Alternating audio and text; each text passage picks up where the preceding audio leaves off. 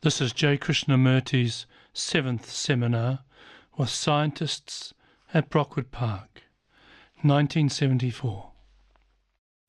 Now, then I think the next speaker will be Professor Maurice Wilkins. Sir, I may ask before Professor Wilkins begins the question. May I ask a question, sir, concerning yesterday's? Unfortunately, it was not possible for me to be there at his talk in the evening. May I ask him a question? Yes. Sir, Yes. It was reported to me, perhaps accurately, that the brain is never still. That's right. And the whole of the brain is moving, living, active.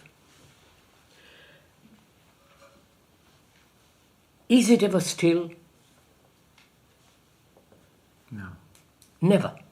Not the neurons. They're always beating. Yes, but thought as a movement, which...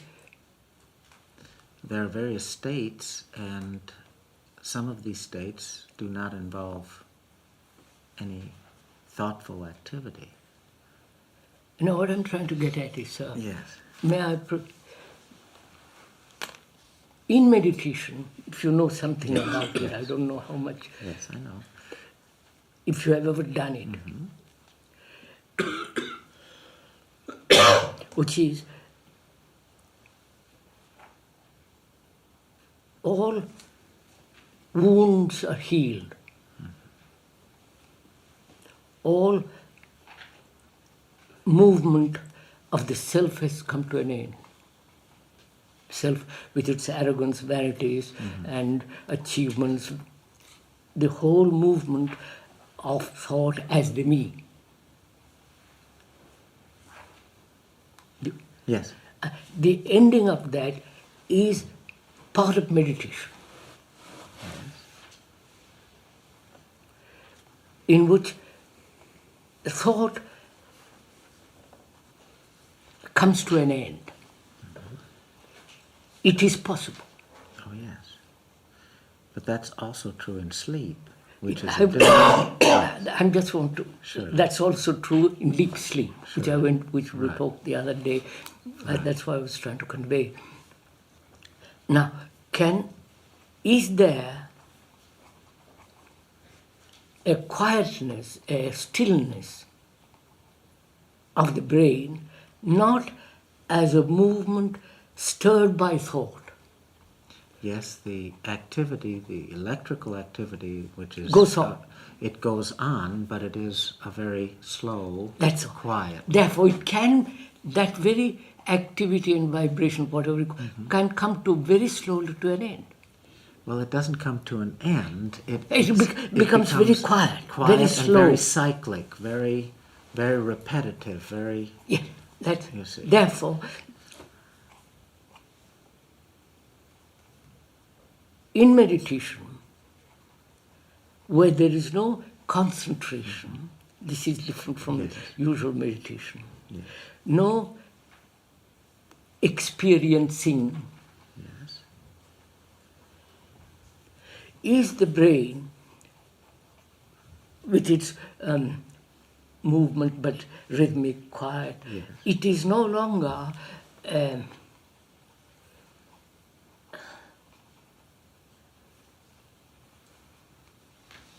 I'll put it up.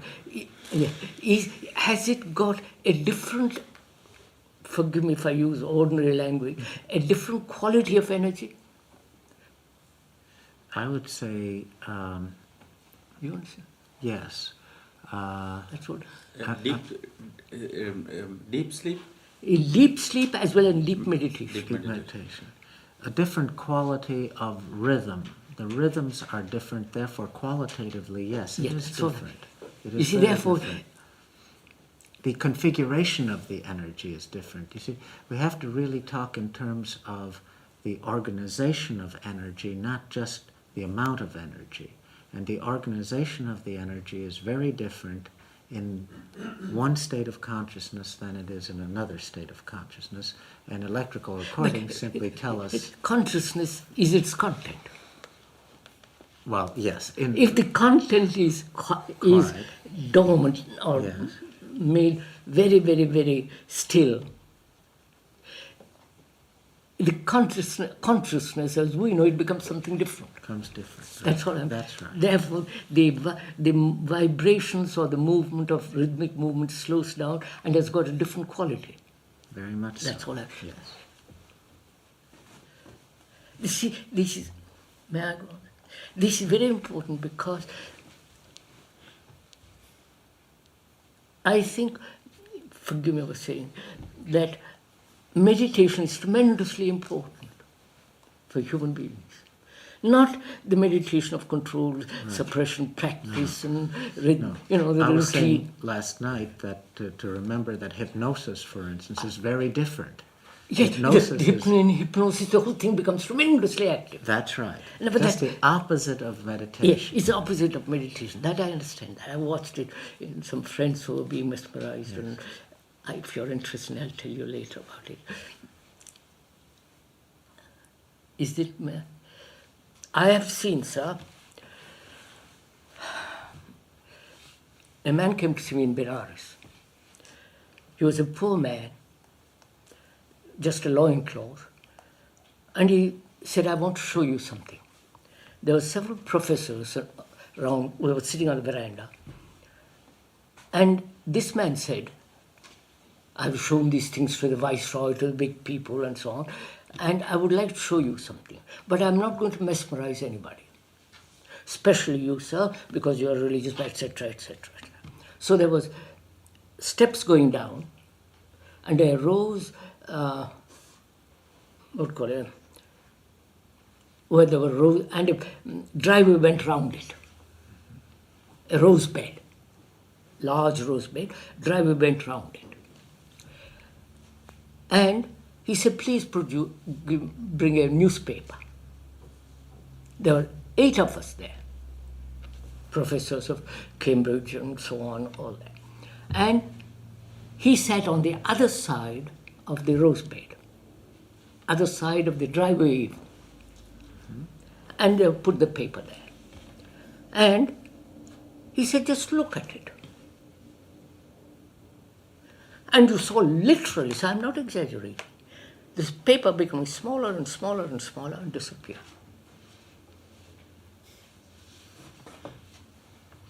You know all these things. In India, we're all crazy people. Now, and also I've seen on other occasions, people mesmerized, hypnotized, their brains are big, their talk and, becomes extraordinarily active. The deep sleep and deep meditation are the same. Mm-hmm. They can't be exactly the same, but no, of course, we haven't studied enough of the different parts of the brain to see what the difference is between deep meditation. Deep in the but sense the superficially same, they're very the same. there is great quietness, great a sense of renewal, a sense of freshness,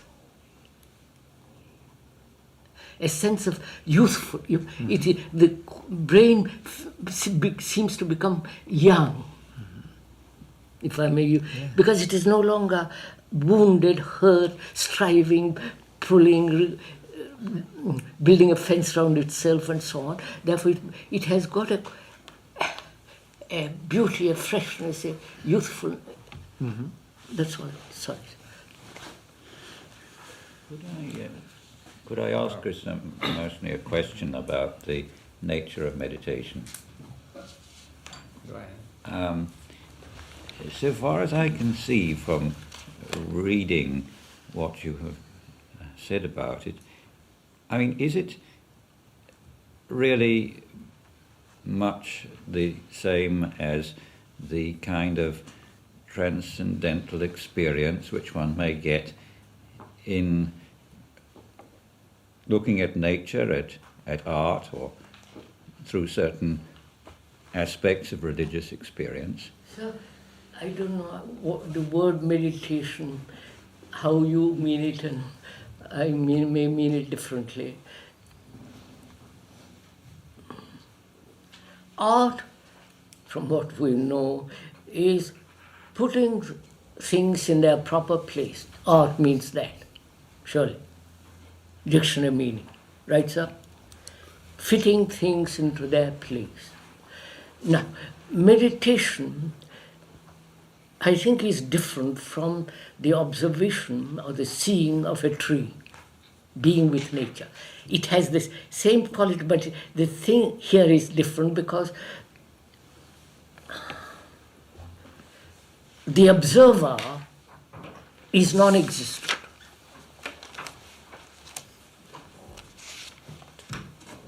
Because the observer is the observed, and in meditation, it is going beyond both the observer and the observed. I don't know if it makes any sense of what I'm saying. So, In that sense, it's transcendental. I won't use the word transcendental because that's been misused. Do you want to go into this, sir? Yes, please.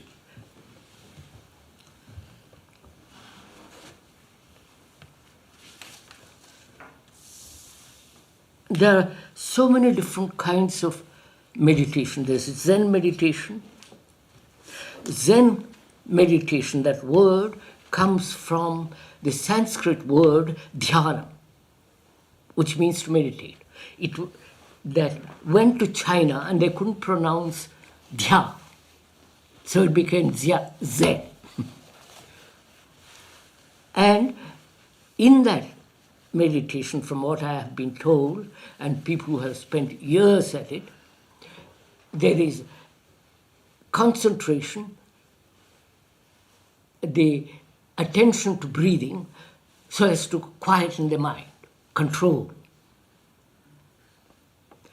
In the Indian meditation, there are several kinds. I haven't done any of them, so I've been told, I've watched them, I have talked to people who have done years and years of practicing meditation. Also, it's based on control and going beyond thought. That is, to end thought, to control it, to suppress it, to sublimate it, all them still in the field of thought. I don't know if I'm conveying something. For me, that all those kind of meditations are not meditation, because they imply control. The control is the controller. You control, the control and the controller are the same. And therefore it has no meaning when they say, I'm going to control my thoughts. That only creates conflict between the thinker and the thought. So that kind of meditation in which there is control, or there are other kind of meditations which are repetitive. You take a word, or a mantra as it's called in India, a phrase, a good sounding phrase, and repeat. The very sound of it, first you repeat it loud, then gradually you repeat it silently, and as you repeat it silently, you kind of go beyond yourself. All those are mechanistic, if I may use that word, forms of meditation. To me, meditation begins with the understanding of the self, the me, and that can be understood in my relationship with others. In relationship, I discover what I am. My responses, my aggressiveness, my violence, my possessiveness, domination, attachment, in relationship. And to be aware and to give attention to that responses is part of meditation. So that as as one observes oneself in relationship, all the responses, aggressive, and all those responses quiet down. That is the basis, so that there is righteous behavior, if I can use that word. A behavior not with motive, convenience, behavior based on reward and punishment and so on, so on. And then the understanding of thought.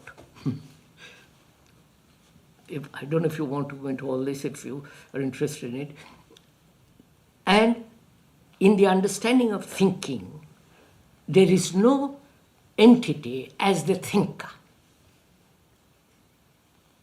There is only thinking, not I think. Because the I is not separate from the thought. So the thinker is the thought. The observer is the observed, the experience is the experience, and so on. And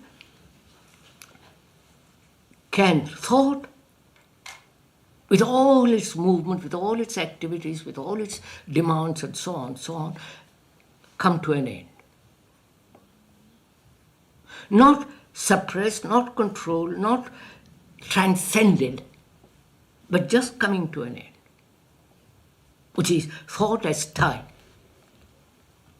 And all that is part of meditation. And out in that meditation, there is something sacred.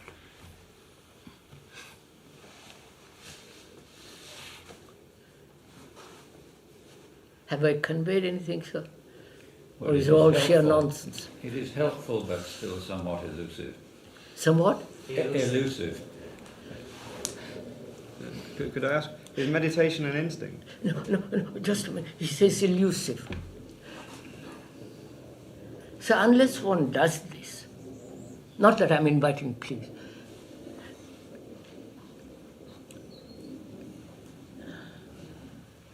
So behavior is very important. How I behave without a motive of reward or punishment.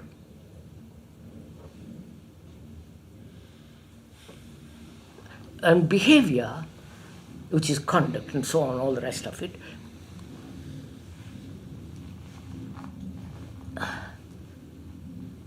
shows me what I am.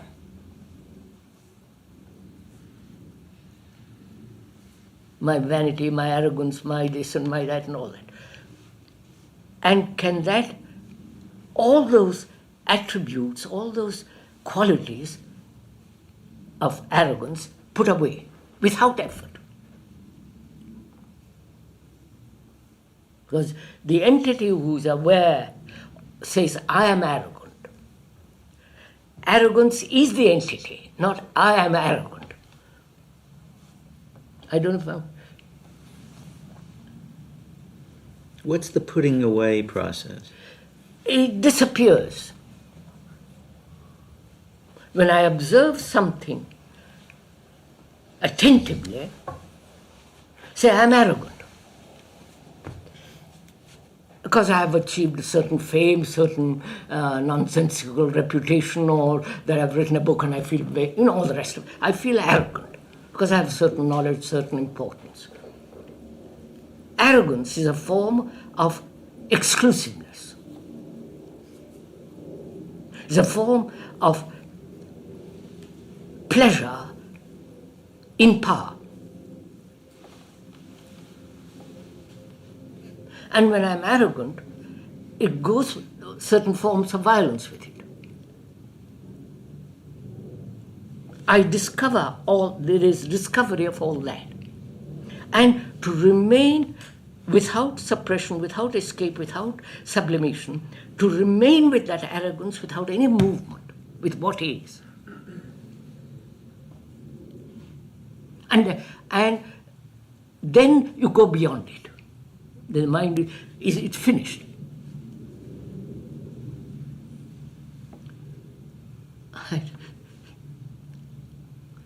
Am I conveying anything? Or would you say then in some way you know that? How do you, I mean, I think what's the feel of your being there with it is knowing that it will... No, we are... It's rather difficult to go into this.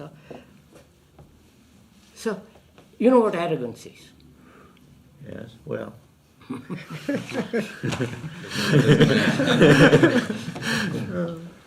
Most of us know. Now, can you look at it? First, be aware of it without condemning it, without justifying it. And also, can you be aware that the word is not the thing? Has the word created the feeling, or the feeling exists before the word? Yes, the word, the feeling creates the word. Go, I have to find this out. No, don't, you follow? I say I'm arrogant. I'm aware of it. Is the word, why do I call it arrogance? Because I've known it, and I have called it in order to recognize it. Mm-hmm. Therefore, does the word indicate or sustain or nourish that feeling, or is that feeling independent of the word? Are you interested? Yes, I think it's both somehow or other. So I have to...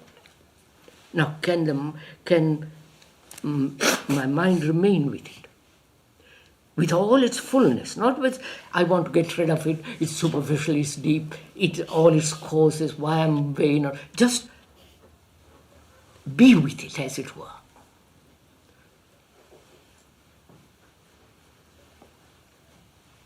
Because I see all the implications of arrogance. Violence, sense of superiority, division, conflict, a form of ruthlessness, attachment, and the fear of losing it, pleasure and pain. I'm aware of this whole field, of this whole map of arrogance. Mind is watching it. And remain with it without a movement away from it. All that's part of meditation. Mm-hmm. And keep on, move, till the thing is clean, healthy, whole. Whole means also, the word whole means healthy, sane, and also holy, sacred.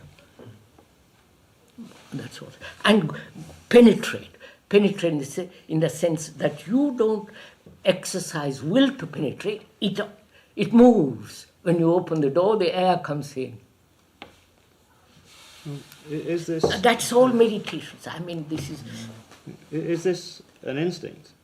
Instinct? There's a behaviour you can strive for, you can try to do something. And there is something else which is a natural thing you will do unless you're frustrated. I don't understand this. Well, there is a certain...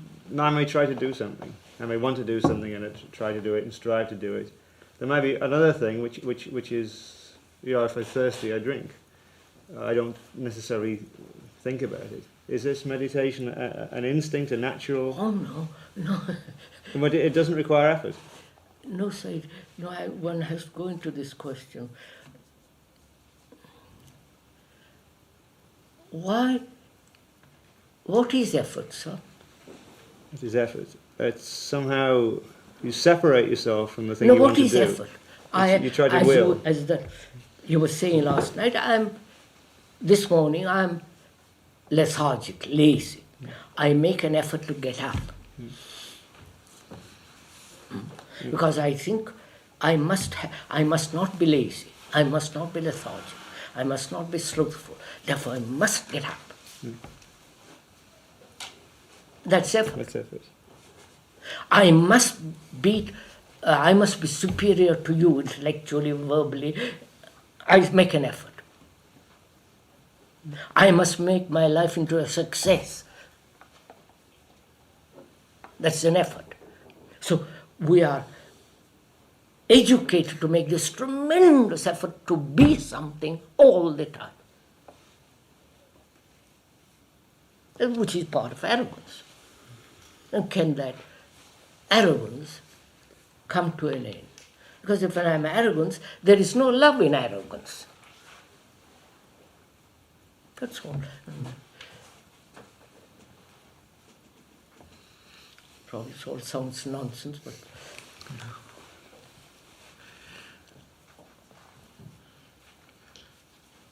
Have I, in Professor Sir, have I explained a little bit on it is still elusive? Well, it is still elusive, but I think it's a little clearer, a little less elusive. Sir, this is a tremendous problem. You can't. It isn't to be discussed in a few minutes or a few hours. One spends a whole life in it. It's a thing one has to give one's life to understand, as you've given your life to understand mathematics or physics or biology or that. This is.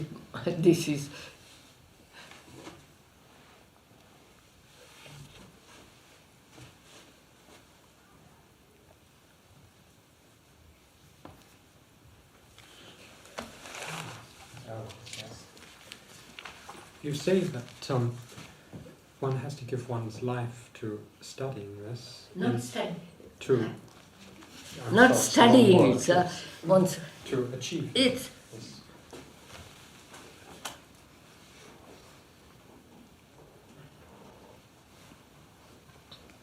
And is it possible for a human being not to be violent? We have evolved from animals and all the business of violence.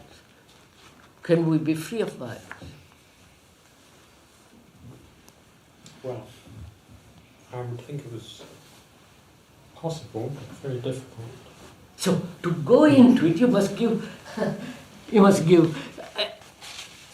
your thought, your feelings, your inquiry. You must investigate it in yourself. It may take a day, it may take a week or a month, but you must give it that month.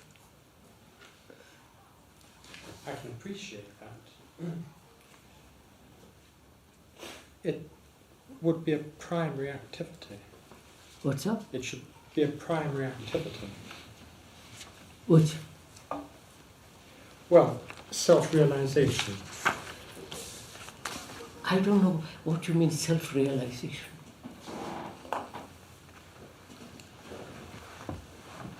Well, to become to be transparent, to achieve or to reach a state of grace in which you're Yes. transparent. Surely. Yes.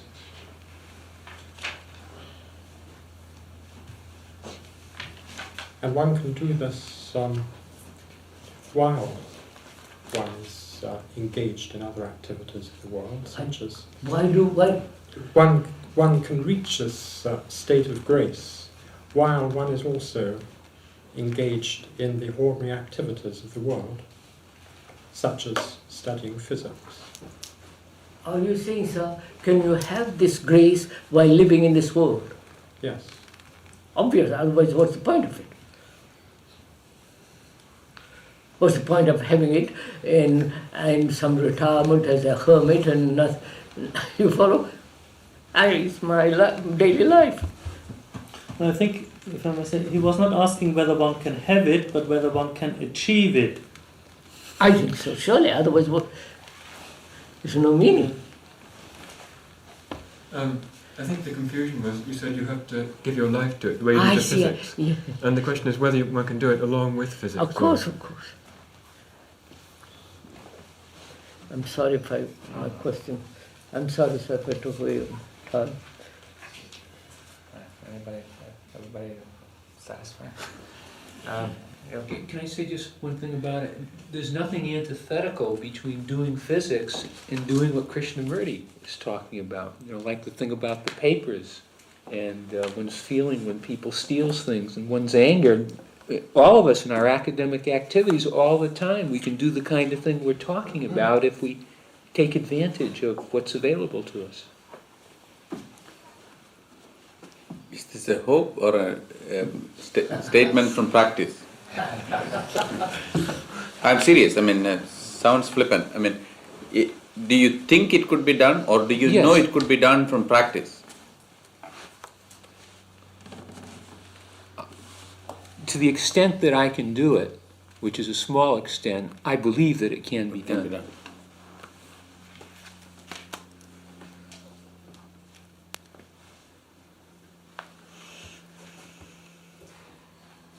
Perhaps we'll go on then with Professor Wilkins' talk. Well, I naturally feel at some disadvantage after the Krishnamurti's discussion, but I think what I am concerned with is this question of what we may be able to do about it as scientists, and it may help to make my position clearer if I begin by brief autobiographical notes that from an early age I came into science through what might be termed a fascination with nature, with looking at the stars, the crystals in the rocks, the interference of light waves. And looking back on this now, I think that this was probably somehow a matter of what some people call a sense of oneness. That on the one hand, one had a kind of glorious isolation in this scientific activity, that one has, as people now say, stopped the world. But on the other hand, I had a deep feeling that one must communicate this, share it with other people and with ordinary people, not just other scientists. And as an example, I saw, that was before the war, that a wonderful person, J.B.S. Haldane, who wrote outstanding articles on popularizing science in the leading working class newspaper of the time. But I was also very much aware of a kind of dichotomy between what one might call thought on the one hand and feeling on the other, between, say, art and science. Although I was fascinated by science, I was also repelled by analytical thought. It was somehow symbolized by the mechanisms of a clock. And I had a profound conviction somehow that thought was dead. This was why I was interested in what Krishnamurti has written on this topic. That, on the other hand, from thought, there was the world of life and love. And I found Kierkegaard's very vivid and illuminating expression of the negative aspect of analytical thought helpful. That, as he put it, the only reality was an ethical reality, not material reality. I suppose this was another way of saying, in a way, as so many Christians have said, that God is love.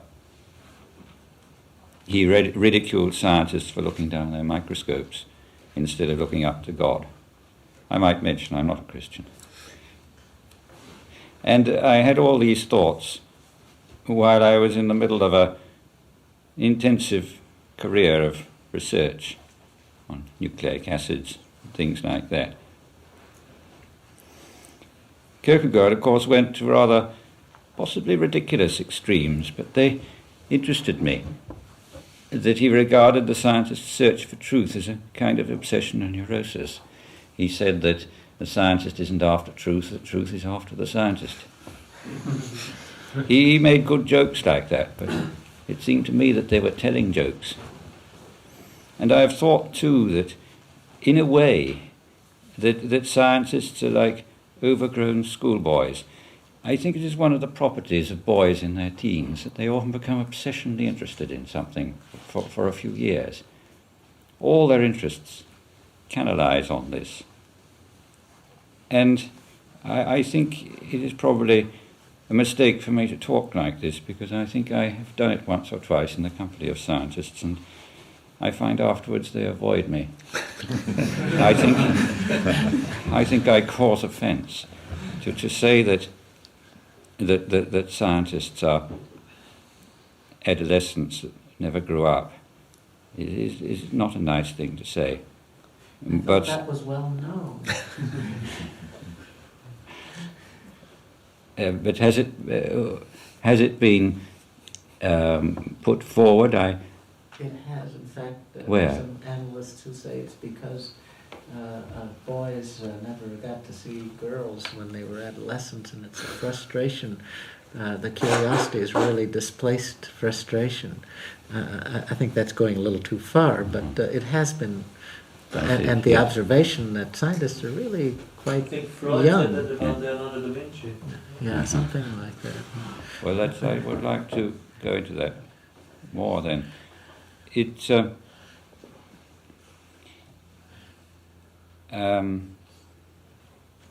of course Kierkegaard failed to see the positive aspect of science, the element of spiritual enlightenment that scientists were seeking for initially. Then, of course, I found that Jung's picture of how thought, thinking and feeling were two aspects of a whole, which one needed somehow to build. And this was very helpful. I mean, these ideas being, of course, derived from studies of Eastern ideas. But it still seems to me that the scientific community as a whole is somehow trapped, is mesmerised in this world of thought. The very success has made that trap all the deeper. And I still don't know really how conscious we are of how much of a trap we're in. But after these general remarks, I mean, what can we try to do about it? And I got interested in these questions in the last few years in working through with people, mainly young people, in the British Society for Social Responsibility in Science, and you'll pardon my doing a little propaganda for my organisation. And I think in a way that this working through this type of activity may be somewhat comparable to, I'm not well up in these matters, but my superficial acquaintance with the history of St. Francis is that it's roughly an example there, that I gather that St. Francis was rather special amongst Christians, that he had a love for nature, and his love of God expressed itself in a love for nature, animals, and man. And this seems a little bit similar to the aspect of a scientist loving nature, loving it and inquiring into it in the same way that a religious man might wish to inquire into the nature of God. But of course, I mean, how many scientists are like that now? It seems that there are only pale vestiges of this spirit left in science. And I think to a large extent Kierkegaard's criticisms are only too true, too applicable today to our present condition. But then how do we proceed? And I think it seems to me, at least, a little bit sort of following the example of St. Francis, that one will have to somehow involve oneself in practical issues, that whatever kind of harmony we may attain in ourselves, in our lives and works, must, of course, be related and expressed somehow ultimately in a social organization. That this must extend out into the overall social organization in the world, in fact, into the world of politics. And Krishnamurti has emphasized the need for us to be conscious of our conditioning. And this seems to me an important question. How much aware are we of the extent to which we are conditioned by our social organization? And I think one important aspect of this conditioning is, I feel, the extent of the social economic pressures which condition us. And I think that, for example, and most of us will probably agree that in our acquisitive society, that this society engenders avarice and greed and exploitation and misuse of power. Of course, if we hold this view, of course, this presupposes a certain view of man, that one will find the conservatives will have a somewhat different view from, say, the socialist. The conservative will, in a way, say that greed is the only incentive which man can respond to, that we must be realistic about practical about the limitations of man. And of course, when one talks about politics, we all feel very disillusioned about these matters and say that it is a disgraceful muddle. And we know that setting up new political systems often leads to little progress. That if we replace an acquisitive society by something else, say capitalism by socialism, we find it doesn't prevent the misuse, the gross misuse of power. But I feel that we must see beyond this disillusionment, because ultimately we have to face the political realities. We cannot be a microcosm separate from the rest of the world as a whole. And in a way, we must accept that the social organization, although setting up this is not sufficient to attain a satisfactory state, it is at least a necessary thing.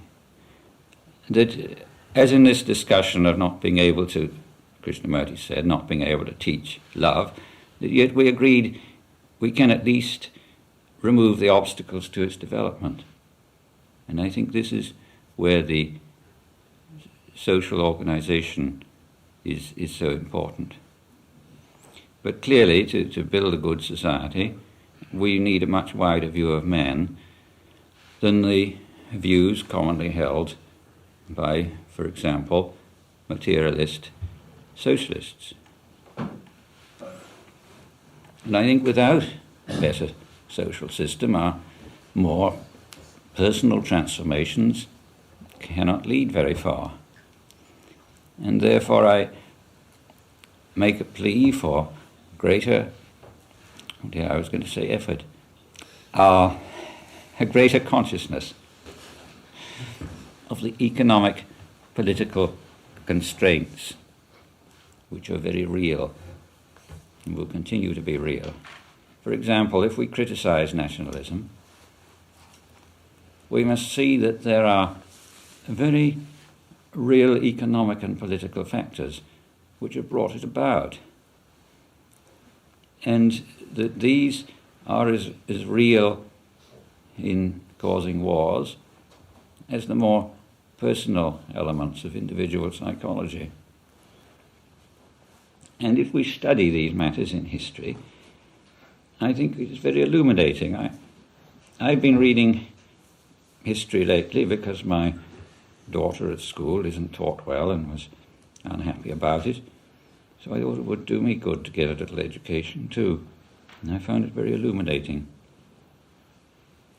I mean, one can see that how under feudalism there was much oppression in the name of God's will, the divine right of kings, and because it fitted in was a requirement of the technological economic factors of the time.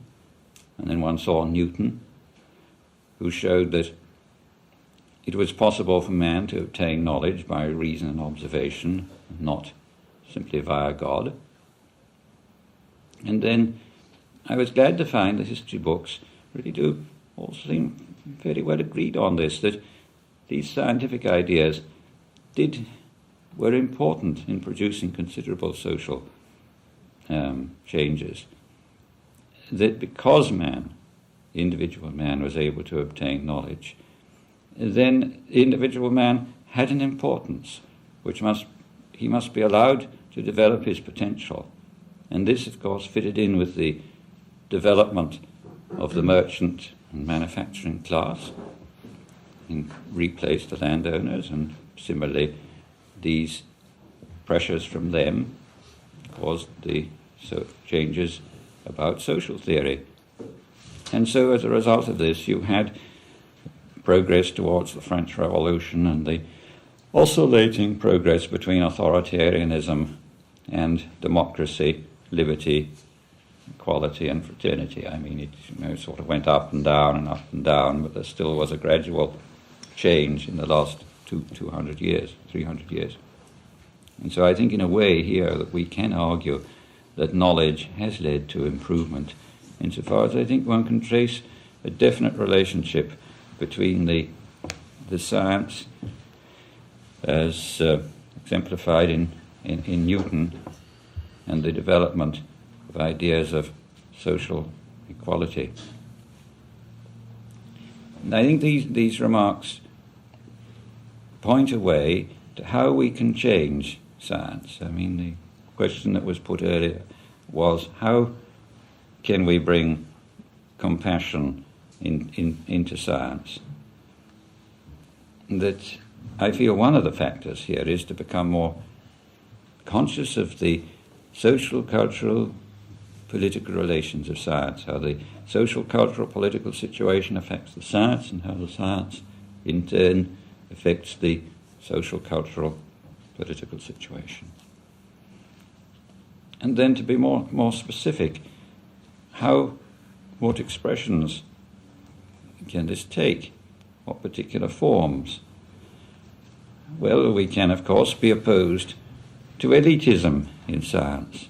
We don't want to be people separate from the community at large.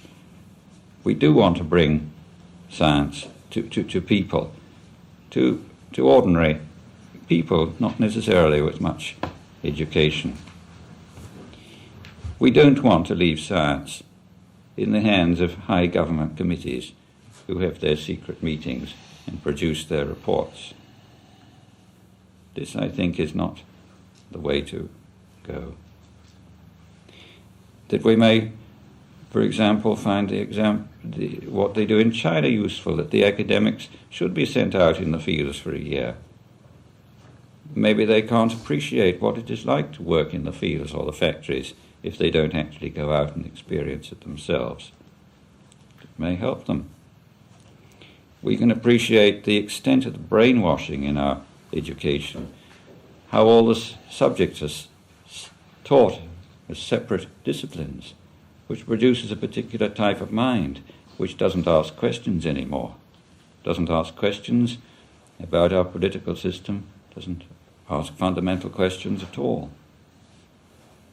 And of course, as I mentioned, China, we're aware too that there are very undesirable aspects in Chinese education. So you get out of our education, I think you get a crippling of the mind by the fragmentation of thought inculcated throughout the whole educational system. And I think if we can bring this to our students, I think we'll find a good response. At least I do. I think the young people are all right. They're not ruined yet. The old people, most of them, are beyond hope. And, I mean, what actual practical things can one do? Well, one can quote certain examples. They may not be very good ones. But the young people in our social responsibility society, they went into the factories to the trade unionists, and the trade unionists said, "Oh, we don't like you academics. You're only a nuisance with your radical politics." But then they said, "Well, look, science can be useful to you. You have your difficulties in your working condition. You have pollution in the air. Here we have instruments. You can measure this for yourself."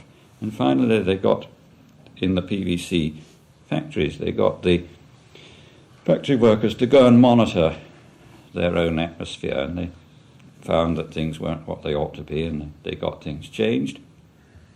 And this wasn't just a matter of setting up the class war in the factory.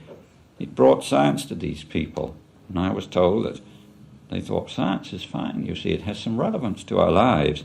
And they went home and they looked at a Horizon program on the television and got interested in science. So I'm told. This is one example. And then one can uncover war research which goes on. And this will mean one will have to be aggressive, and one will get oneself in unpleasant situations. War research in universities which people don't like to face up to.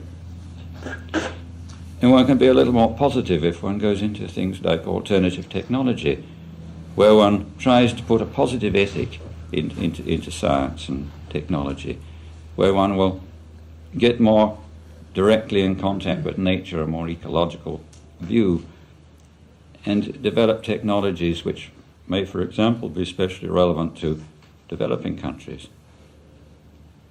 And then one can try to study the relations of art and science, which of course in general leads to the most awful rubbish.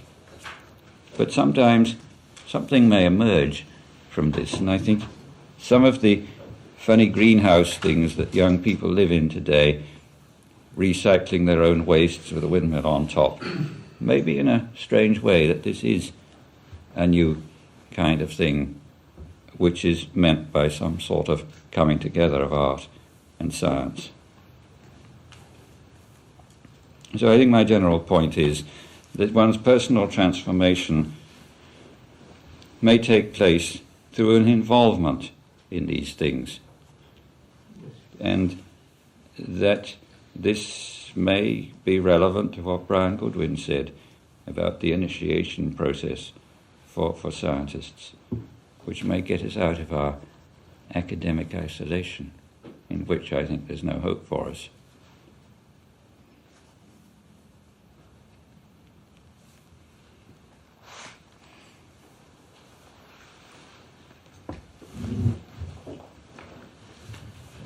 I'd like to just make two comments, really. One concerns really a tension which I think we've all been experiencing this week between, well, we've called it different things. Ullman called it holonomy versus autonomy.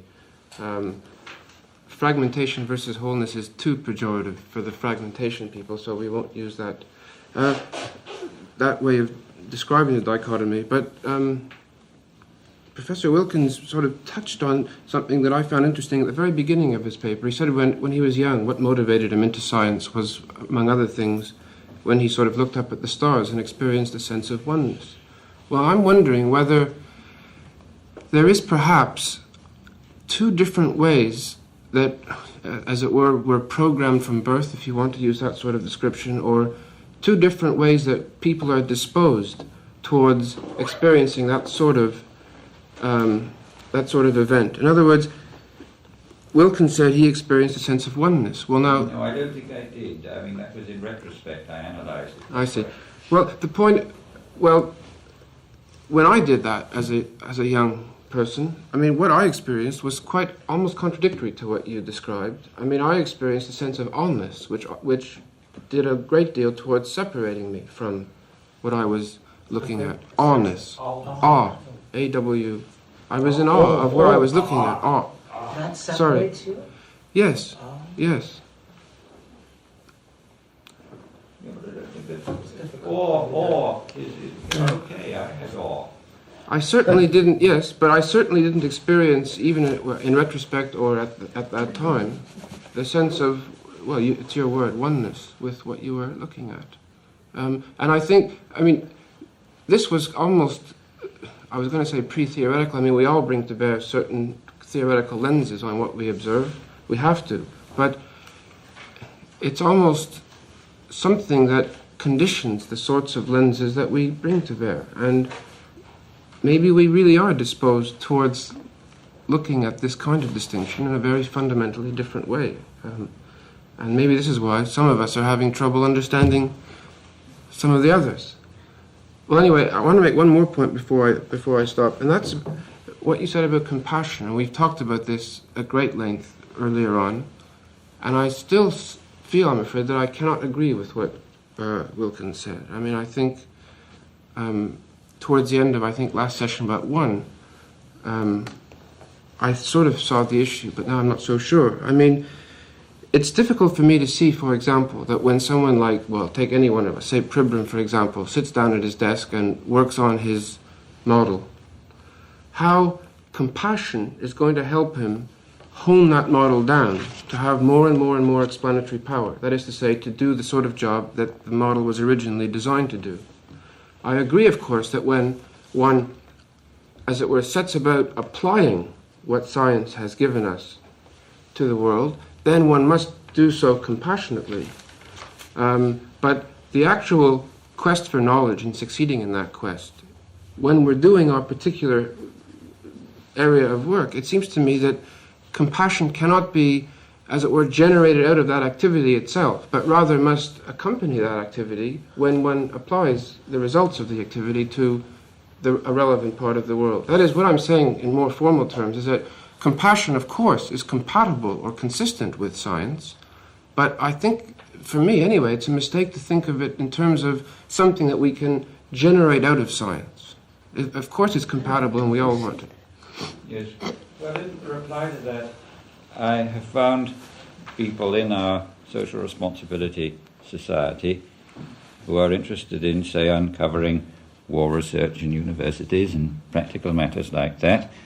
And yet they say, well, when I teach quantum mechanics, I can't bring social responsibility into my lectures on quantum mechanics.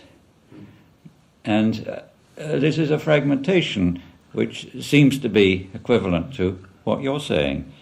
But I think this is not the right way to look at it, because if you teach quantum mechanics in a wider perspective, you discuss the nature of the truth in quantum mechanics, its origins, where it may go, the extent to which this is an expression of something arising out of our present cultural traditions within science, which themselves have all kinds of roots.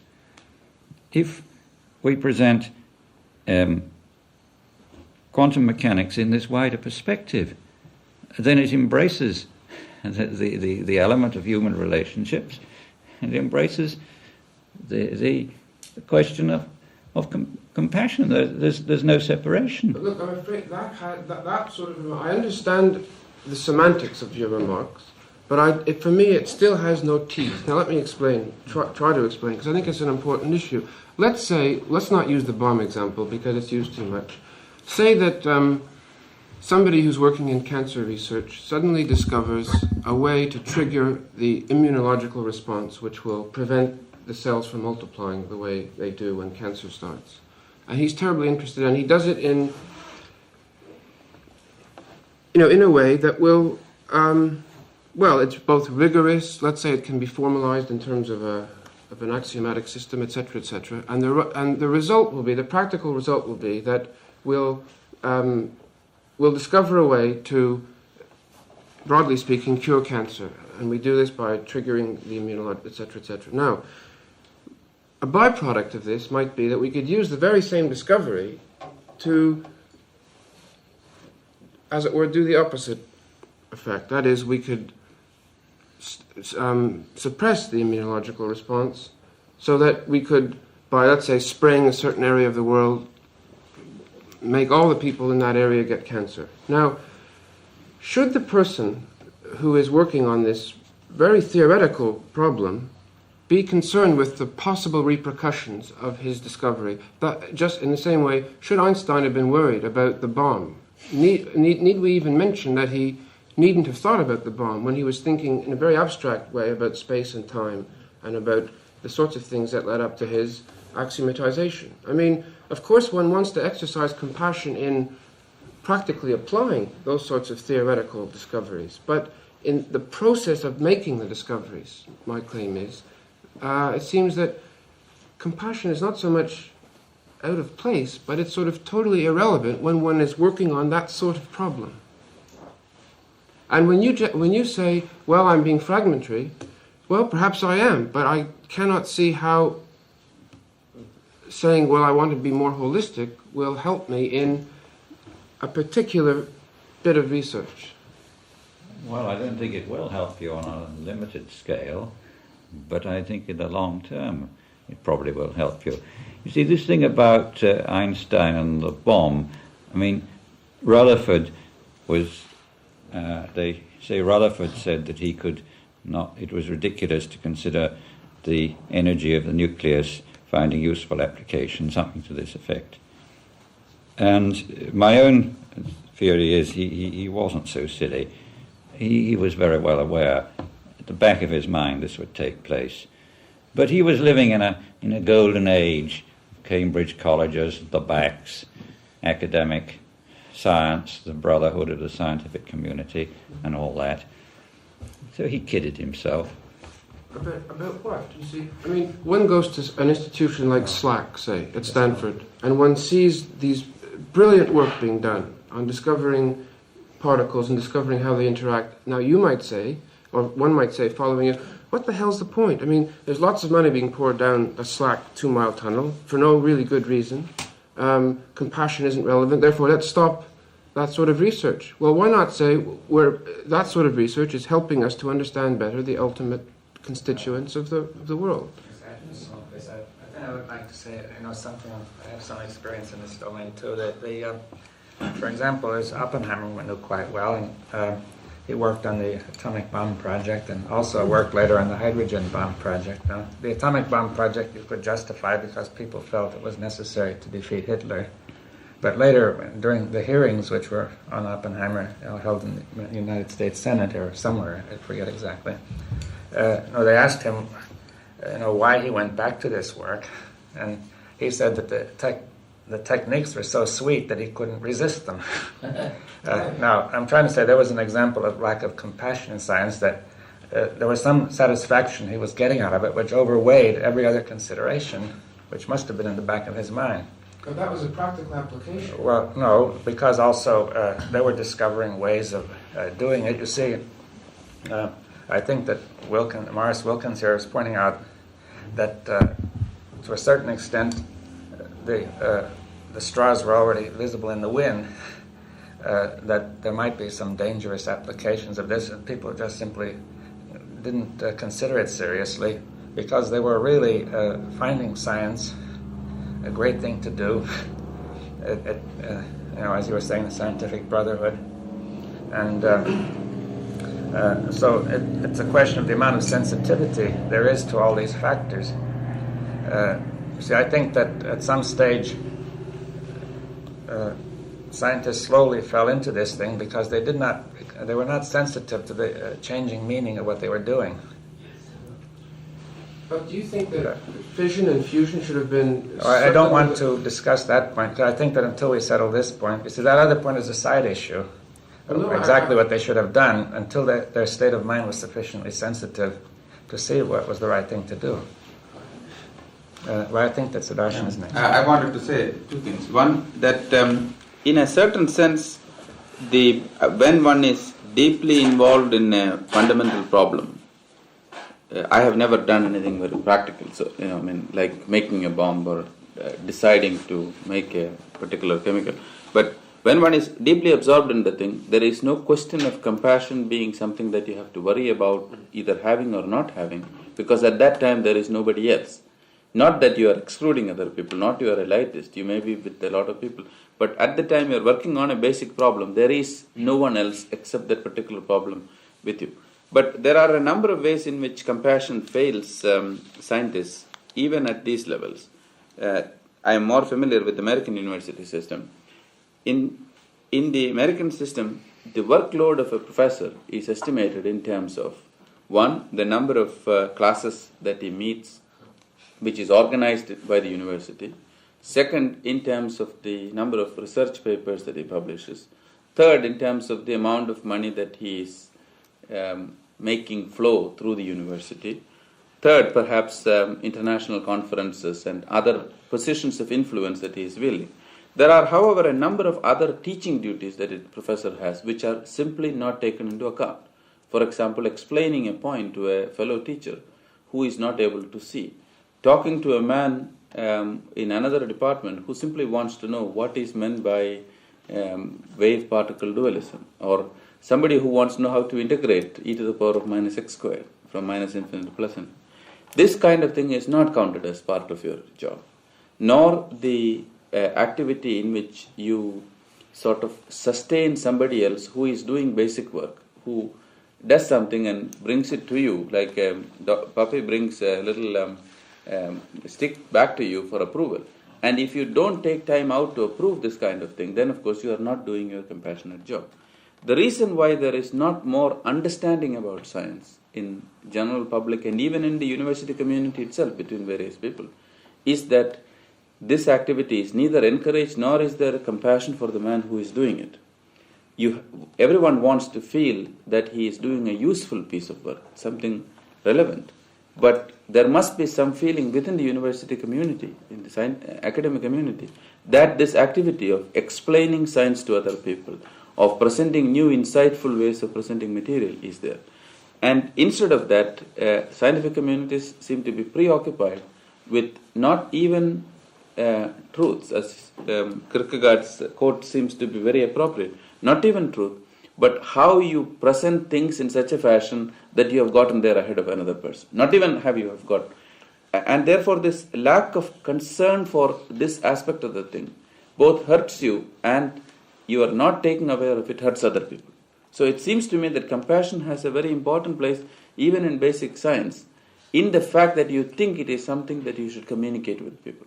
Not in the actual doing of the things, but in after having done it or after having understood it, being able to communicate it. Yes, well, just to comment at one point, the word compassion means compassion to feel together, and you say to feel all together. Now, if scientists don't feel all together, their work has no meaning. You see, the scientific brotherhood was a kind of compassion. In a sense, everyone felt working together. And you see, without that, I think science would not have been possible. In this deep sense. But anyway, now you were the next. I'd like to ask something else connected with this. This is the point at which you approach the problem. I mean, you mentioned the crystal. And I suppose you're concerned with this very abstract or maybe a beautiful problem of approaching a piece of work. You're not concerned at this point with the practical applications. Now, it may be argued that whether you have compassion or whatever you have, you may arrive at the same result. The end result of knowledge seems completely independent, maybe. But at this point, before you concern yourself with the brotherhood of science or the implications of what you're doing, it seems to be important the way you're approaching the problem, the way you... Can you use compassion, the word compassion at this point, between you and the problem, you and the thing you're looking at, which may be a crystal, it may be a brain. How do you approach this abstract thing with compassion? Yes, I think that I have something, I don't know if I can verbalize it very well, but in the process of making science, whether it be a construction of a model or in a laboratory where I, in my case, just don't work alone, but have people working with me, a sense of compassion, aside from the practical things that we've been talking about, applications which you've distinguished, makes me wonder whether the particular way I'm going about solving the problem is unique, whether, as we talked, for instance, about the model, whether formal logic of an Aristotelian kind and its derivatives, linguistic knowledge of linguistic logic, would be the only kind of logic. See, if you approach the model and constructing it in a compassionate fashion, or whatever that word means in general, not just the particular compassion, if I'm aware of, let's say, what a psychiatrist has contributed to the ways of thinking, and even though I may be impatient with the kind of thinking that psychiatrists usually do, if I'm aware of it, at least I can take that into account, that there are other ways of thinking, and so on. And that then has an input in the actual construction of the model. Now, in our work, and this is what I wanted to come to, the job of my science, as I see it, in part, is to understand what compassion is. You see? That's a very different thing from what Wilkins was saying. Oh, I know. But I want to say that maybe that, in our science, it's even more important, or more obviously important, because what we're all about is to try to find out what is it that emotions are, what thought is, what compassion is, and all of these behaviorally derived feelings and perceptions and thoughts. And in the process of doing that, of course, then I can listen to Krishnamurti very, very well and say, gee, he's got a tremendous input, just as well as the brain scientist has. And notice that he listened also to, is the brain really quiet, or is it beating in a certain rhythm, or just, it's important to him to somehow to know what the brain scientist has to say, and it's important to me to understand compassion from these other ways, because that way I learn more about how the brain works. You mean it delineates the subject matter after which that you're going to, as it were, begin to work on, to analyze. Yeah. So it gives you the raw material. Yeah, I think it's much more intimately connected, much more obviously interconnected. Yeah. On the scientist's concerns as compassionate human beings with war. Of course. Huh? Yes. Are they really? Yes. I mentioned it last night. In fact, I'm just asking, are they really concerned? Then they could stop the production of all the armaments tomorrow. Well, no, I don't think they could anymore. Not individual scientists. No, that means they are either supporting the government, yes, or anti-government. But I can turn that around with Of a course, mirror of course. and say, why, you're concerned also, and you're I'm certainly... concerned as a human being That's to right. stop war. That's right. That's the key phrase. But- You're concerned as a human being. Now, we all agree with Wilkins that we should all be compassionate and try to stop the sorts of things we all want, but not quite scientists. As a scientist, please, as a scientist, aren't you concerned about killing? As a human being, I'm No, concerned. as a scientist, No, you're a human. I'm concerned as a scientist. Last night I made the point that, in fact, we do not have animal brains inside of us that, Yeah, exactly. that are covered by some cortex, which we have to suppress this, but that wars are due to disrational functions. I'm concerned as a scientist. But I also have limitations onto my power to do anything as an individual, just as you do. See, I could say to you, why don't you go and get into the seat of government with your techniques and change those... Lost people. That's right. And you say to me... And that's not my dharma, that's not my duty. But that's right. You can't quite... I mean, you as an individual, and I say the same thing as a scientist. But I'm I asking, must change my science, but that's as far as I can go. No, but I'm asking as scientists, being compassionate, isn't it your responsibility as scientists, as human beings, as companions, as compassionate people, to say, look, let's stop this horror. Yes. As a scientist, as a group, Yeah. as a brotherhood of scientists. Yes. Yes. Are they doing it? To some small degree. We just heard Professor Wilkins and his group are doing something about it, but we're not that powerful. I'm not sure, sir. You've got the world in your hands as scientists. I think you're. I'm afraid that. No, I think that that isn't quite you see, a realistic this used to view. be, I don't know how far it is still, The military. pro-government, working for government or anti-government. I mean, in Russia, all the scientists have the best of everything. Mm-hmm. Best of foods, best of clothes, best of houses, everything. Their children can have property. The whole thing is... Mm-hmm. If they said, no, this is monstrous. They would be sent to Siberia. I The think- government but- would go on just the same, Yes, using but you whatever see- has already been produced. There might not be any future products, but they would use what there is. already. Therefore, they're held.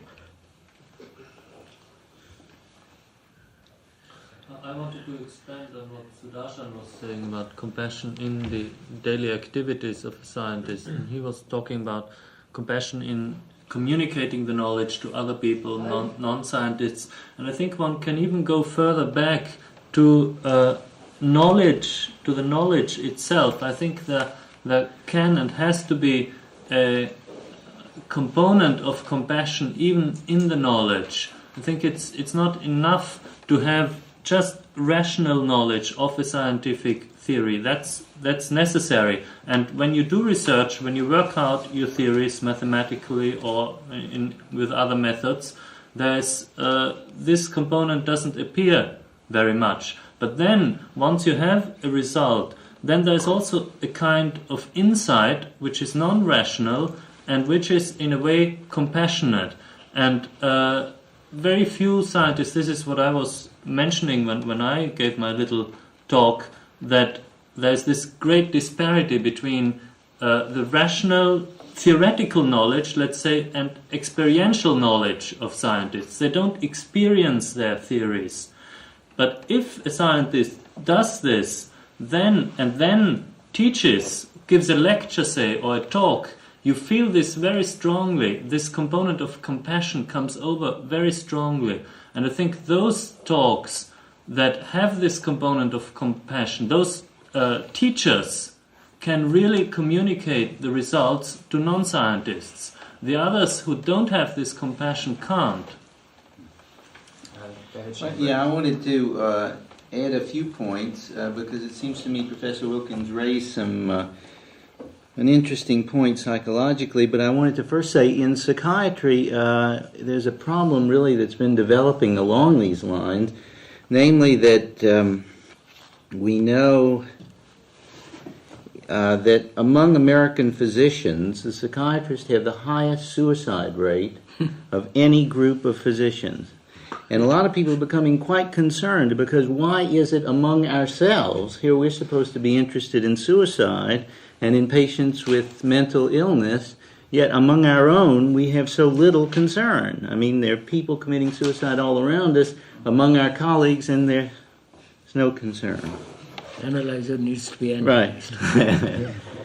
The other thing, of course, Dr. Globus and I were talking about last night, which is that those of us who do any writing in psychiatry, or in, I don't know if it's true in other sciences, but especially I've noticed it in psychiatry, that you can write papers continually and people will inevitably either not read them, and if they read them, they don't recognize you, the fact to tell you or respond to it in any way. I mean, it's like you're sort of talking into the wind. I've had the experience of writing things almost with an oppositional flavor just to see if they're dead and if they're going to respond. And this, I mean, is among intimate colleagues whom you would expect some response from.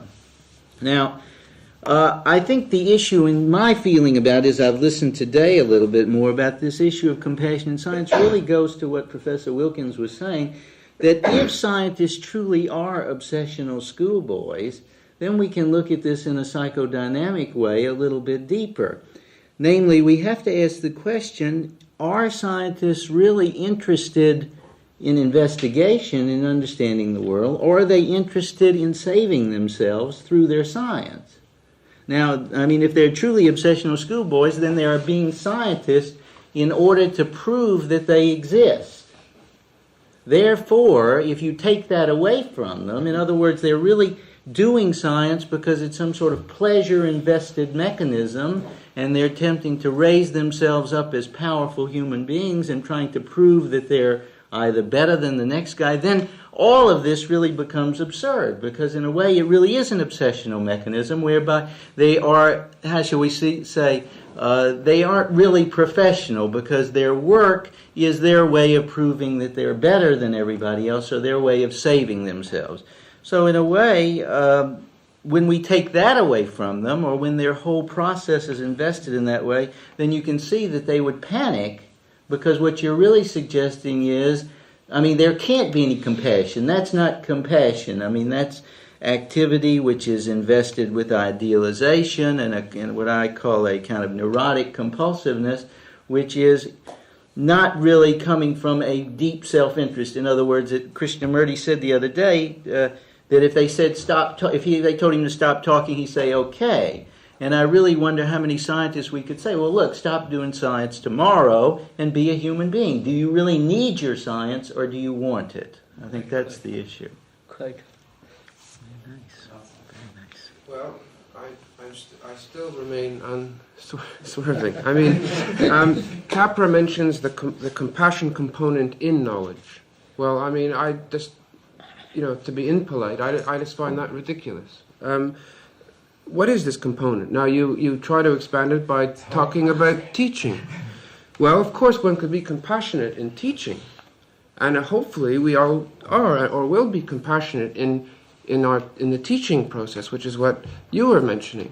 But, you see, I was trying to focus in on the actual doing of science. Yes, now that fancy equation that you mentioned to Bohm, I mean, whatever it is, I didn't follow it. Now, how could compassion be a component part in trying to, whatever it is, solve the equation or whatever you do with that thing, transform it or... Would I read the response? It is not in the thinking up of the equation, but in communicating to you, I should not use exactly the same words that I would use to communicate with Shainberg. I agree. It must be part of my obsession or my responsibility to sort of nest this and find images so that I can sort of communicate with him.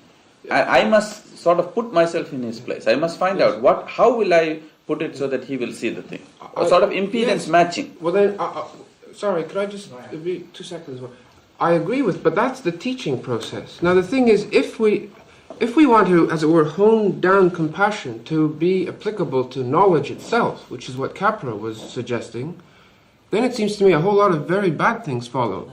One thing, we're going to, as it were, create an elite. We're going to sort of put ourselves up as some sort of superior beings in virtue of our being scientists, that we could, as it were, spread this thing that we call compassion more smoothly over the rest of the people we come into contact with, which is a very bad thing. No one wants to be elitist.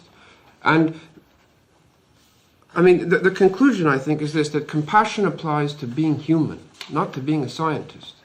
And that and we have to make this very crucial distinction. We all agree that we have to be more compassionate, that we ought to be more compassionate, but not qua scientists any more than qua politicians or qua anything, but qua human beings, which, as it were,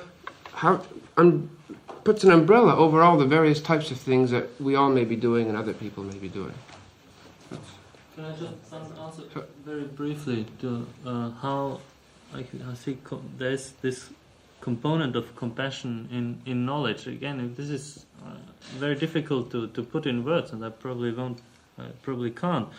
But I've made the experience that there is a definite difference between understanding a theory or a scientific model. I'm talking here mainly about physics, fundamental physics, where this is particularly strong. There's a definite difference in understanding a model rationally and understanding it more experientially.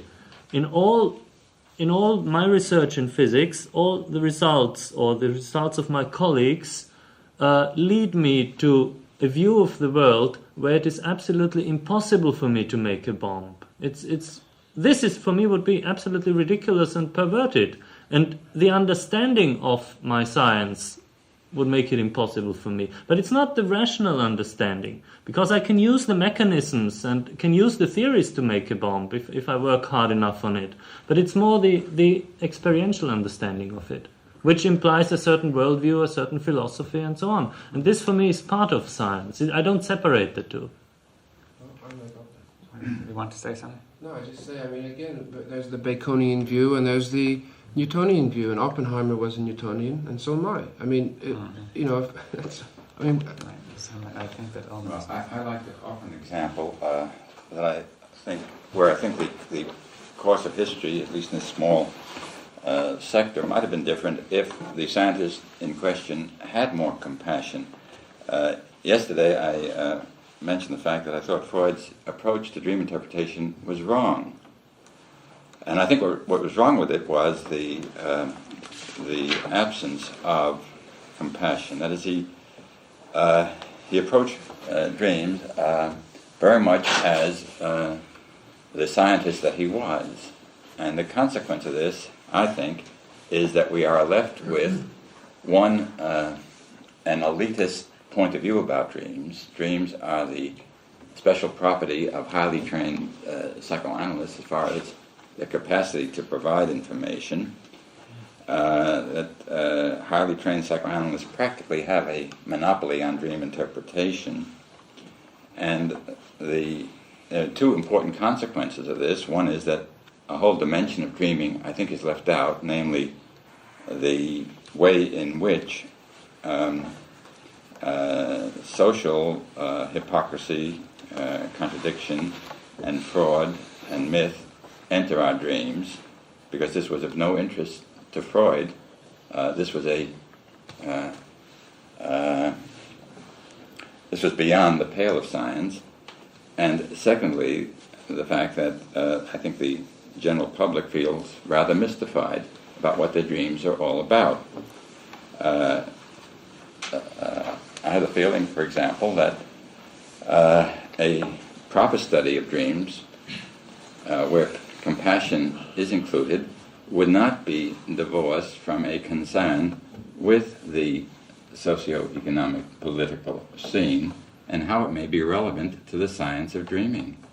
And I've come to the conclusion that every dream element has not only personal reference, but social reference as well, and that social myth is used to reflect personal myth in our dreams. And this is a whole dimension, I think, of scientific dream theory that was completely bypassed and omitted.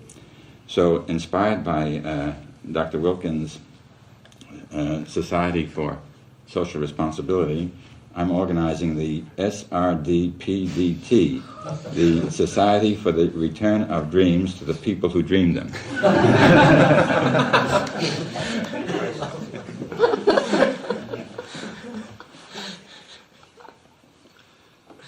So I'd just like to ask Julian, are you a scientist? I'm a mathematical logician, I suppose. That makes Are you a human being? Yeah, well, I hope so. Because just now you said, you spoke about being a scientist and being a human being, as if these are two different things, as if we do science by going into a room and putting a lock on it and saying, right, I'm a scientist now, I'm no longer a human being, I'm going to do my science in this particular way. We don't do it. We're doing it now. We are discussing things with each other. We do it all the time. We do it when we are talking to each other over breakfast. We do it in snippets. It comes to us in bits when we are thinking. And more often it comes to us because our compassion has let us be free with someone else. It has allowed us to discuss things with other people. So instead of being resistant to new ideas, we've allowed new ideas to come in to our heads. And of course, then we may take them away and examine these new ideas at our leisure. But in that way, compassion is absolutely essential. If that wasn't there, I don't think that I would be able to begin to understand anything. Could I reply? Because he addressed it to... Are you replying?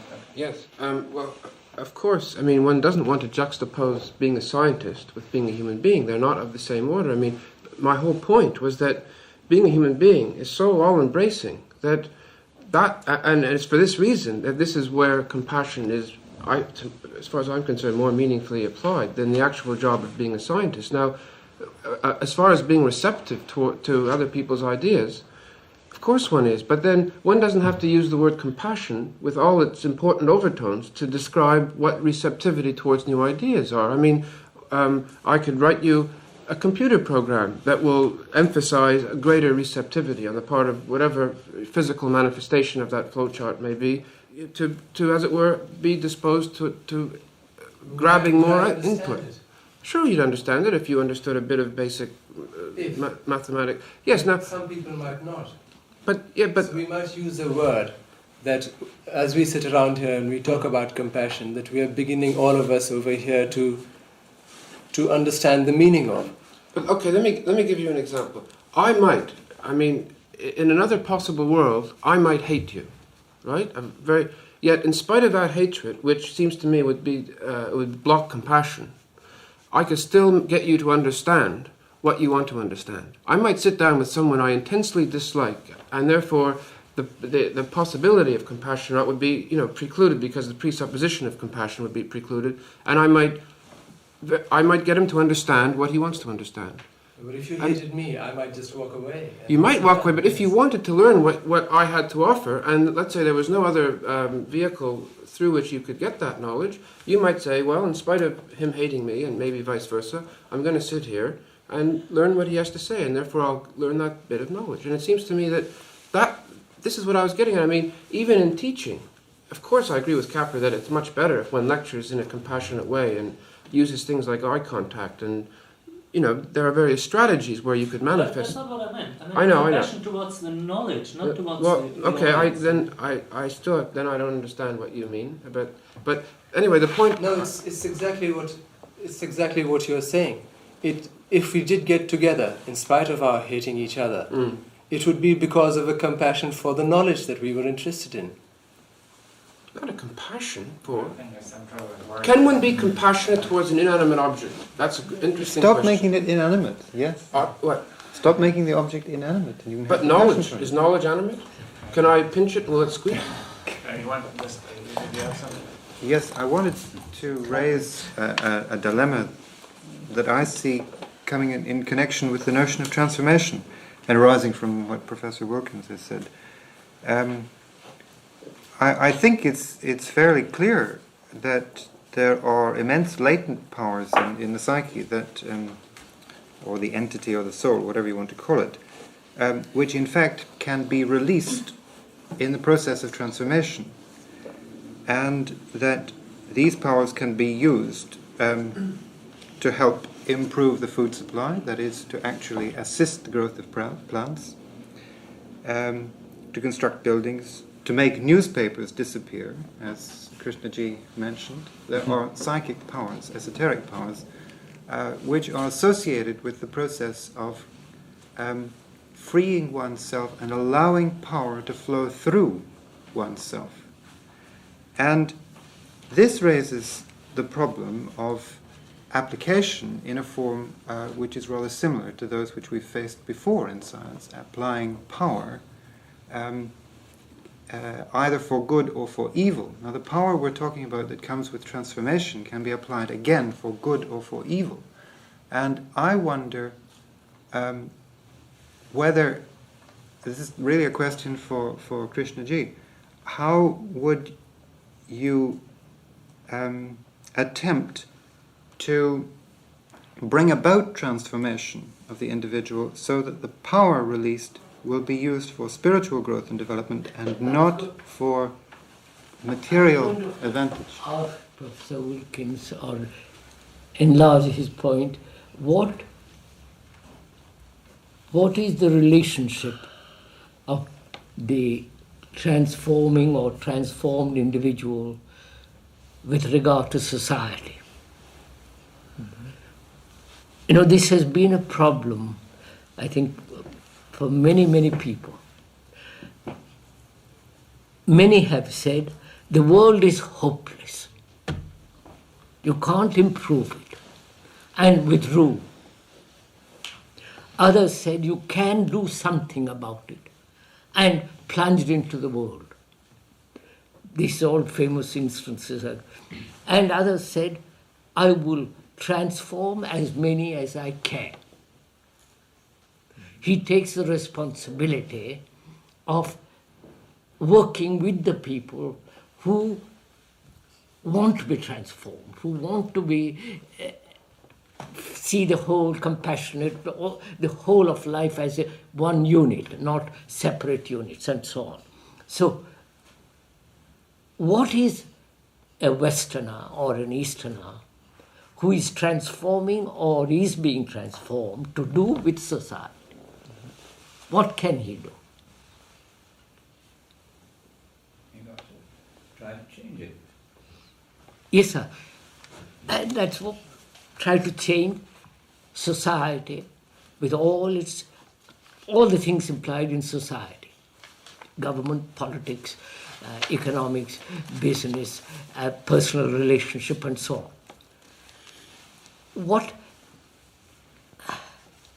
What if, say for instance, suppose I'm transformed. What is my relationship to society? Who will listen? Each person is so concerned with his dogmas, with his science, with his personal views and prejudices. And so I've talked for 50 years. More. And there are few who listen, who are good enough to listen. But it doesn't transform the world. It doesn't stop wars. It doesn't stop butchery, it doesn't stop violence, it doesn't bring about harmony in the world. On the contrary, the thing is increasing more and more and more. I'm not saying I'm bitter or disappointed. I go on. I don't care.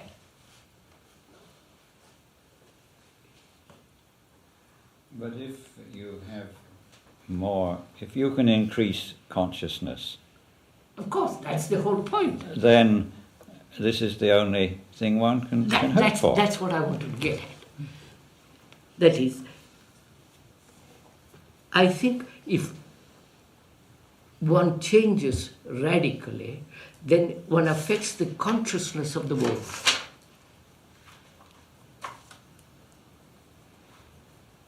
And that is the most important thing. This is where we have our problem, isn't it? Because you ask me as a scientist to get rid of wars and so on, and I say to you, all I can do is my little thing, and then I reflect it back, but with the power you have, you should be able to stop wars, and you say, but I can't do more than change the world through my consciousness. It's my job to go around the world preaching, talking. Yeah. It's my dharma, my duty, my responsibility. And my job is to be a good scientist. Do it, with that feeling, with that. But can we somehow do more than that? And that is an issue, I think, for this conference. Is there anything beyond that a group like this can, over years, not necessarily tomorrow, but over years, accomplish, other than our own small circle? Look, sir. Yes. I saw some years ago a mother whose son was killed in the war, was wounded in the war. She took me, and with great difficulty, went to the ward and saw the child, the boy, a young man. He had no arms, no legs, no eyes. And the mother said, look, talk about compassion, talk about goodness, look what you people have done to me.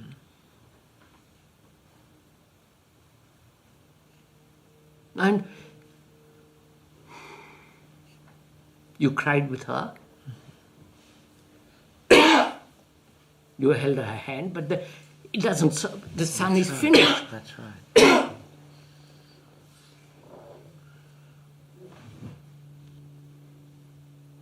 And we all sit around and say, yes, we are scientists, we are compassionate, we are good people, we are there is a problem there. And therefore, some say, world is hopeless.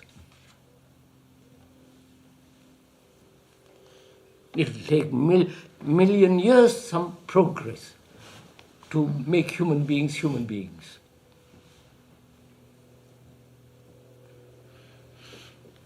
And if it's our responsibility to transform ourselves and therefore inject into the consciousness of the world. That's all.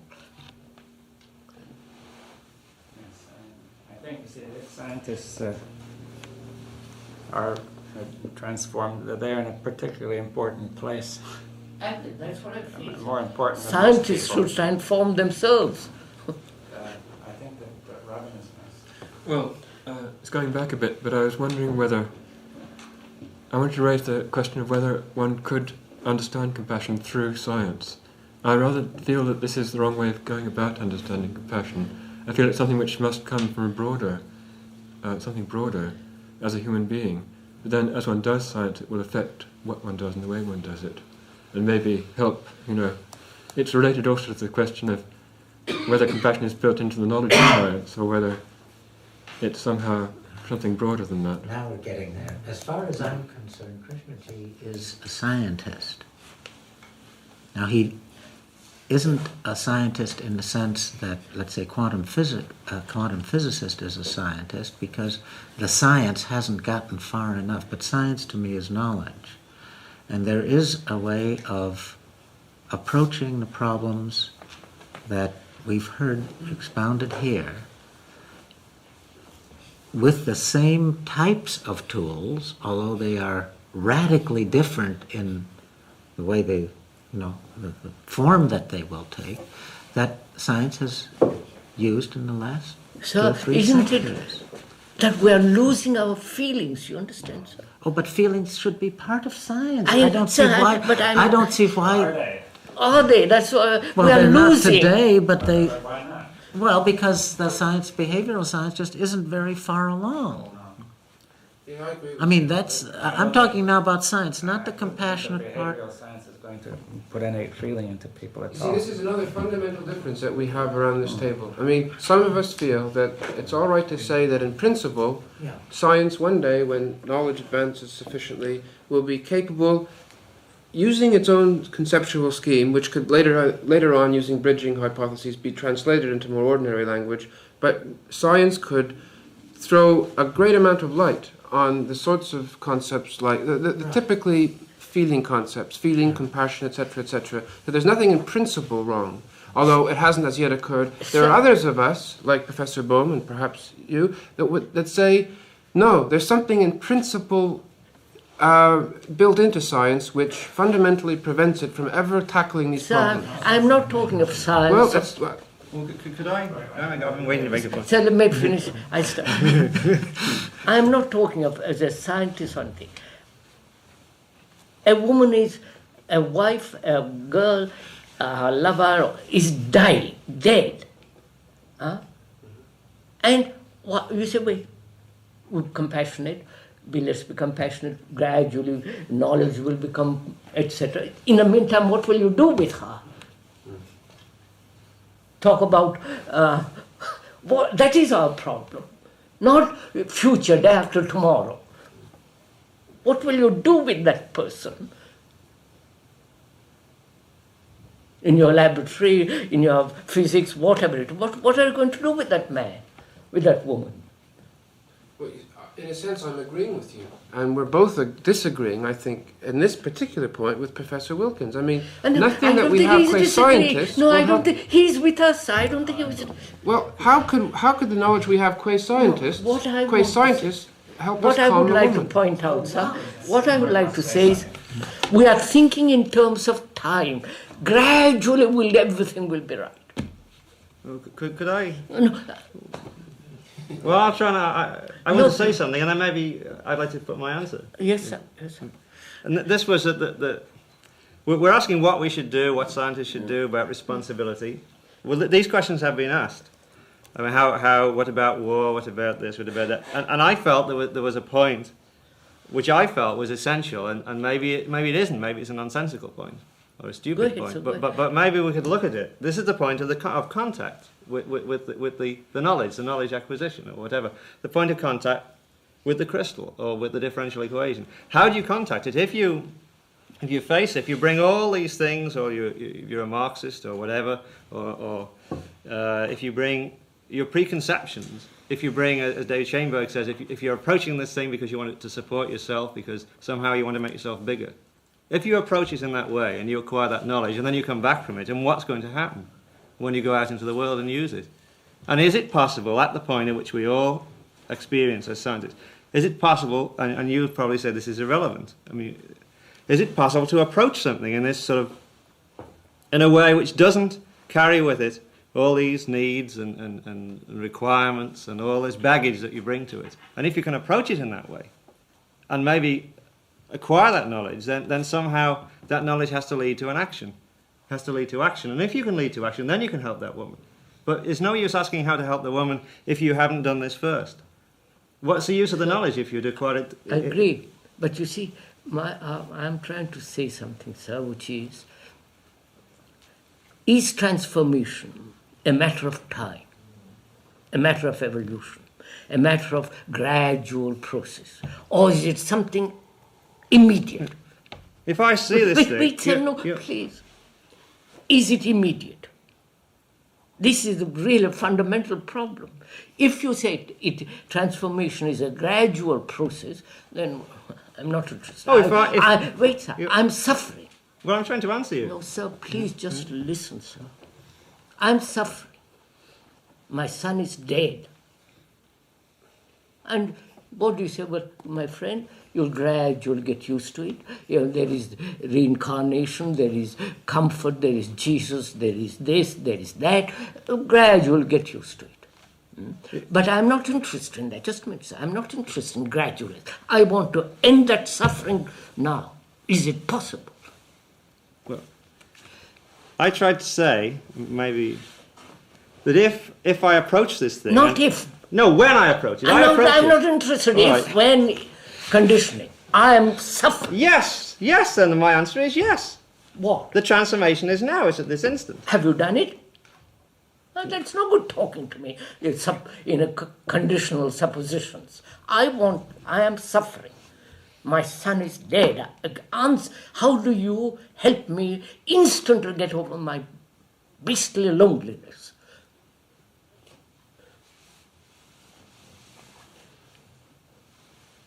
I can't help you tomorrow, I know that. In this particular context, the only thing that you can do is to feel compassion for that person at that time. You cannot do anything. You may then, I mean, in the case of extreme grief, I have had people who have lost their very near loved ones. There is very little you can do. You are paralyzed by shock. But the very fact that you are affected by the thing, that you are with them, is the best thing that you could do. After some time, you start talking to them. Look, Sudarshan, sir, that brings up a question, which is, can my habits, can my prejudices, can my arrogance, all the rest of it, come to an end instantly, not gradually? I don't know about small problems, but big problems, great losses have a purifying effect. At that time, when somebody loses a loved one, you don't ask the question, do I like this fellow, do I not like this fellow? Is it an important loss or unimportant loss? You immediately feel compassion. No, sir, I'm asking because when we're talking about transformation of the individual in his relation to society, is the transformation a matter of time or is it instantaneous? I think this is a tremendous problem.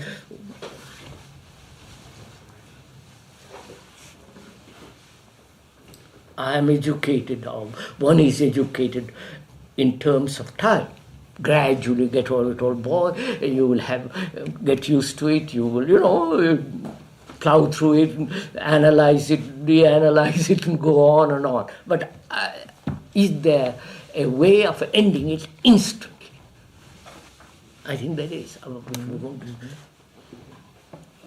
I wanted to bring up something which is related but not immediately related.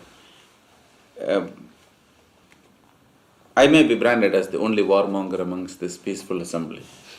Many people have talked about the bomb, about the war, as if these are the only or the most important things. I travel a great deal. I travel in many countries, and I have opportunities to come in contact with a wide variety of people, the aesthetic, well-heeled elite, all the way down to very poor people. And I am always surprised at the calm assurance with which people have decided what are the world's problems and tried to solve them. It seems to me that the worst problem in the world that I feel most acutely about is the inequality of the distribution of the opportunities of the good earth. Yes. It has never made me feel at all satisfied that there is a law which says that because I work in the United States, I am entitled to 50 times the earnings that I would if I were doing exactly the same thing within my country. And all the people who talk about peace and happiness and well-being and brotherhood do not talk about the fact that when this tremendous potential difference is there, a spark is almost inevitable to pass. How can we talk about a peaceful, harmonious world when there is such strong inequity with regard to distribution? There are occasions in which I feel quite convinced that I would be willing not only to contribute to the creation of a weapon, but actually use the weapon in defense or in offense with regard to a country. If I was in a place where people are absolutely starving and I find that somebody else happens to have a lot of food and it is illegal to take possession of that one, even at the risk of being shot at, I'm sure I would feel no compunction at all in going and breaking in and taking the thing out. With regard to controlled violence in the name of helping the large society, we condone violence of a certain kind which is legalized and with regard to society as a whole. We have judges and we have courts of law which take away people's freedom in the name of the fact that without that other people would be deprived of their freedom. There is an excellent book it's a children's story really, called The Star Trooper by Robert Heinlein, which contains detailed discussion. I mean, he's a warmonger. Detailed discussion of the justification of violence, and the man who is teaching the trooper tells that violence is to be controlled. It is to be employed for social purposes. But the purpose of a star trooper is to create unlimited amount of destruction within a limited amount of space, limited amount of time for a well-defined purpose. Now, I feel that much of the problem of social action is in not being so clear amongst the various people as to what are the things which are most essential.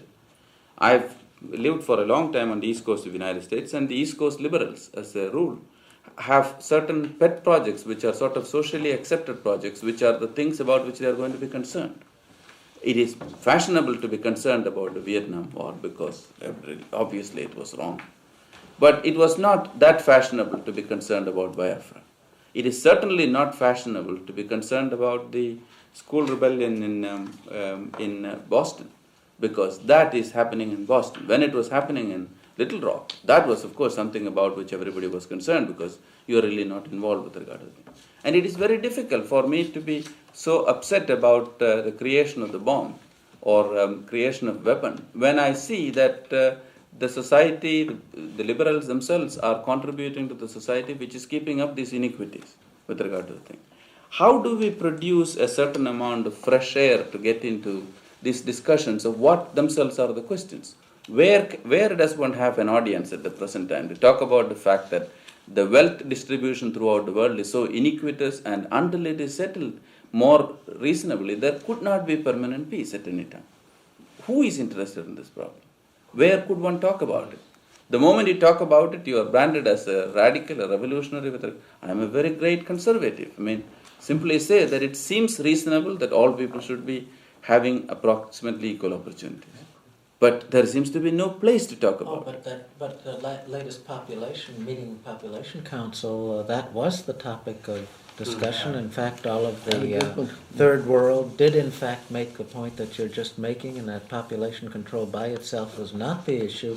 but a more equitable distribution of wealth would go a long way toward automatically getting down to zero growth, because it always has happened whenever a population has become sufficiently self-supporting and all this. So those things are being aired.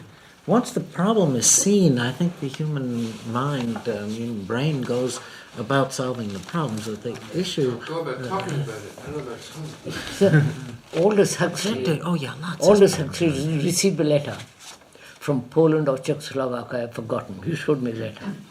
He said, "For God's sake, don't preach peace, preach war, because that's the only way we shall be free." And I think that this recent conference on population, it was commented in most of the papers that nothing is going to be done about it. You see that, in other words, that there was no real agreement to do anything. But things are being. I think that. I feel the same frustration as you do. One thing I found that you can do is in teaching, that you create this awareness for the finiteness of the world, for the finiteness of resources, and therefore for the need to distribute them equally. And you can do this I wanted to bring this up this afternoon in the discussion with the staff here to find out whether this is done here. I think this would be the ideal place. We talked about it. Yes. But and I found, can I just finish? I found that this can be brought in any subject. For instance, I brought it in when I was teaching mathematics, when I was teaching about exponential functions, and then I brought in quite naturally exponential growth and questions of resources and so on. And I think it's very important that this is taught to students at all levels in all subjects and all ages. Is that just relevant to his question? I might just urge a caution there that you do not, although some of the immediate concerns are finite, most of them are infinite when we use our heads and properly, and that we can make new sources of energy, and the human brain has always responded to such challenges, and these cries of doom are just exactly the thing that's going to limit everything, and that the better way of teaching perhaps might be to show how to solve the problems, having recognized them, rather than crying doom and that we must constrict. It's obvious that the world is round and finite, and that the more people there are in the city, the worse gets the air you breathe. I mean, it's obvious. I don't see any great constraints out here with millions of people on our doorstep. Good luck about Birmingham. Well, you don't have to be in London. Some people do. A little story apropos of what Capra was saying. I mean, again, I'm not agreeing with him. I have a very good friend of mine who teaches philosophy at Harvard. Suddenly became very, very socially conscious. Burningly so, actually, fanatically so. And in the philosophy faculty at Harvard, he usually teaches courses on things like probability and philosophy of science, general methodology, etc. The year that he became this fanatic, he used to come into his classroom and say, "I'm not going to talk about probability today. We're going to talk about relevant social issues."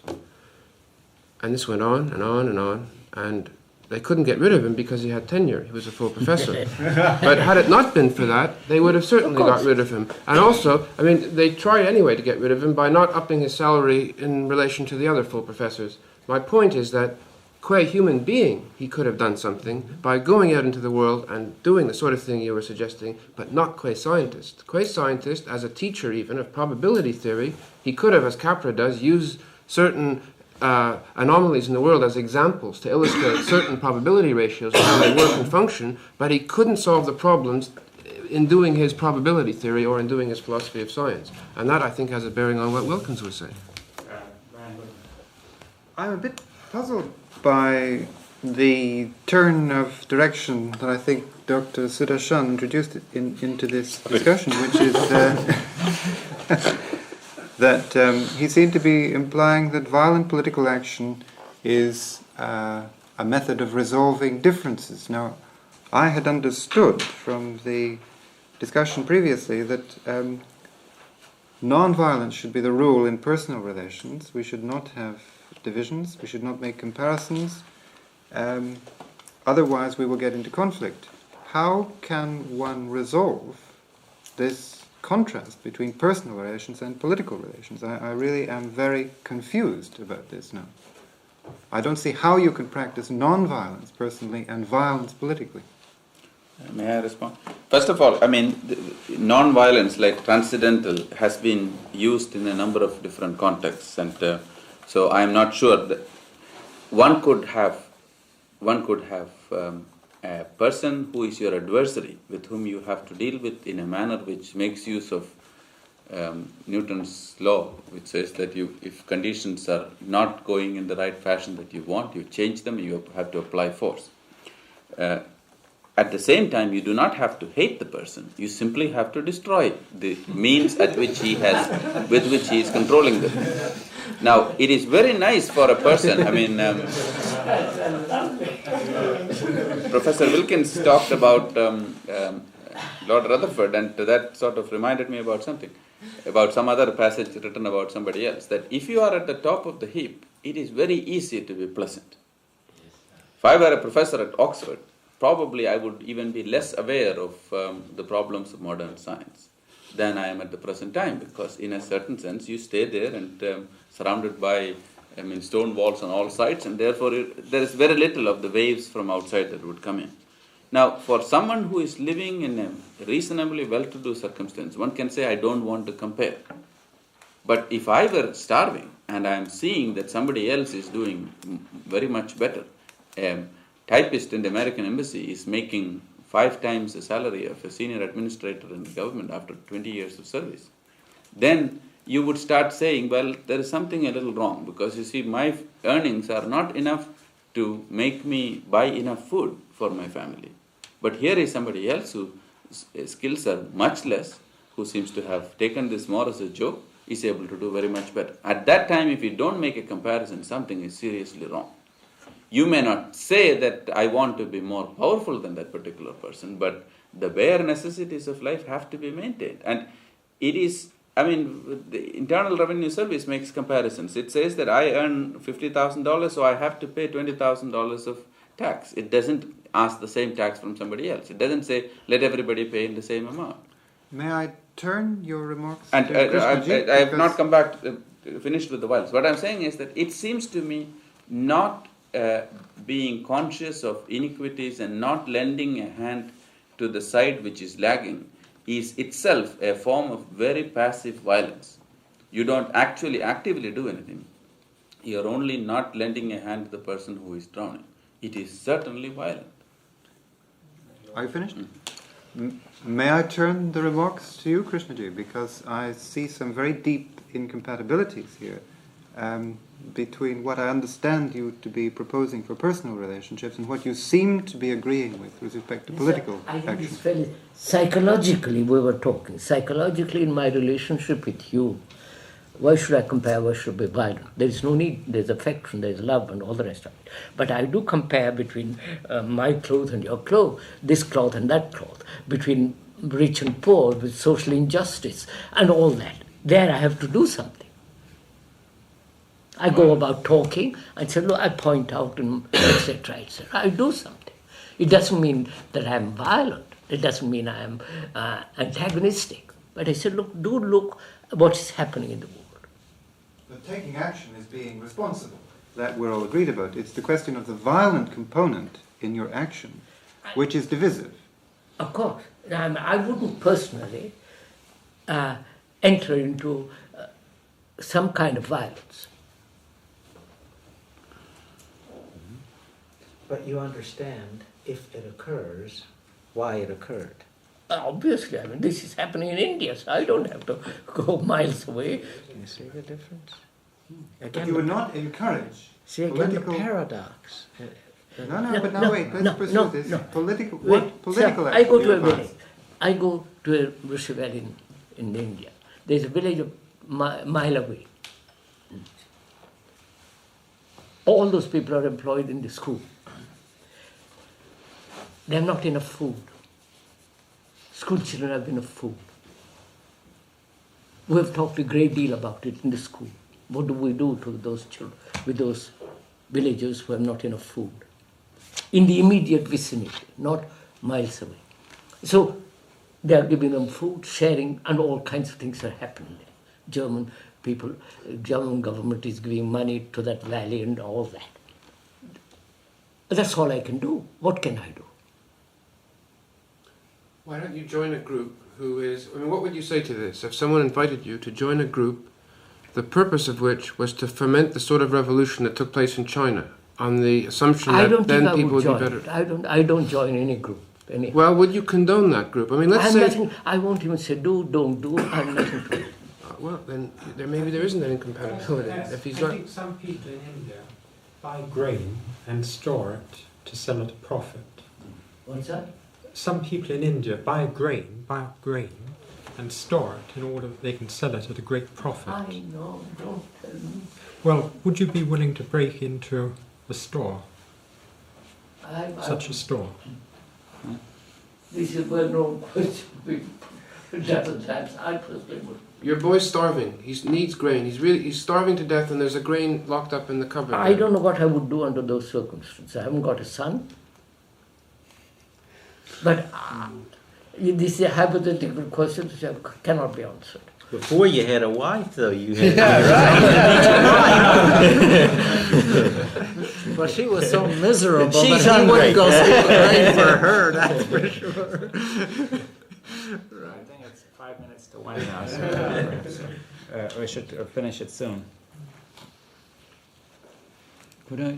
Yes, just... Could I just say one thing about? I mean, I would agree with Julian Melzack very much that the responsibility of the scientist must, in no sense, be seen as something special that the scientist has, which sets himself apart from other people. I agree with you there, but I think if one can see the scientist as a human being, then I think the responsibility must come out of that whole. And but one must recognise that the scientist is special in that he has special knowledge, that his knowledge has made a very special impact on our whole culture and civilization. And so he is a kind of a channel for something to go through, and he has to accept this. He must live with it, and I think he must try to do what a decent human being would try to do in this peculiar situation he finds himself in. Well, I mean, we agree up to a point then, but I think as the discussion has shown this morning, when our interest is focusing in on a problem like the sort that you mentioned, someone in great agony or in grief or something, science as such can't deal with that problem. It just can't.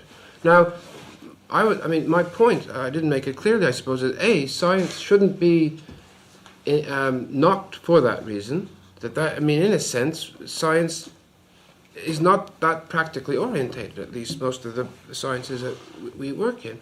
But also, the scientist who becomes responsible is doing so qua human being, and perhaps, in the light of the remarks that were made about the lack of practical impact that a scientist, qua scientist, not qua human being, could have on these sorts of situations, there are other groups of people who could have more of an impact, again, qua people. I think politicians ought to talk about compassion, and I think it's more pressing that they talk about compassion more than scientists talk about compassion, because what they do is much more intricately bound up with dealing with other people than the sort of work we're doing. So that, if one wants to make distinctions between activities, always keeping in mind that all these various types of activity descriptions fall under the larger umbrella of being people, then there are priorities where the scientist won't be all that high up. I think there'll be other groups of people who could do a lot more for the sorts of issues that Krishnaji and other people have mentioned. We can't help a person in grief, qua scientist. But then again, a politician, qua politician, might be a little bit better able to help a certain person in grief if, for example, the grief could be eliminated or alleviated by giving that person a home or more food or something. They could do it, we can't.